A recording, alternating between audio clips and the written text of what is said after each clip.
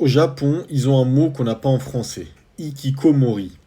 Ikikomori veut littéralement dire se retirer vers l'intérieur. Au Japon, ça désigne ceux qui ne quittent pas leur chambre. Pas pour quelques jours, pour certains pendant des années.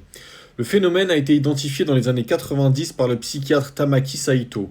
Aujourd'hui, 2% de la population japonaise est concernée, soit 1,5 million de personnes. On parle d'1,5 million de personnes qui potentiellement ne sortent pas de leur chambre pendant des années. Et le gouvernement parle d'une crise nationale et limite existentielle. Sauf que ce phénomène n'est plus uniquement japonais. 2,7% des jeunes américains sont touchés par le phénomène, 6,6% en Chine, 9,5% au Nigeria. À Singapour, un des pays les plus connectés au monde, on parle de 20% des jeunes. Un jeune sur 5. En France, le centre hospitalier Sainte-Anne, à Paris, a ouvert une consultation Ikikomori depuis 2014. Et le nombre de cas suivis augmente chaque année. Le Japon n'est pas une exception culturelle, c'est un laboratoire.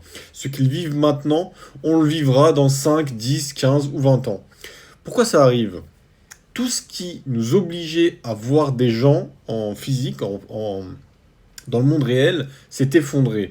Le bureau a été remplacé par le télétravail et tous les métiers qui se sont ajoutés, tous les métiers digitaux qui ne sont faits que sur un ordinateur, les lieux où on traînait sans rendez-vous disparaissent petit à petit, les associations, les clubs, les fêtes de quartier, etc. Tous les endroits où on croisait des gens sans l'avoir prévu se vident.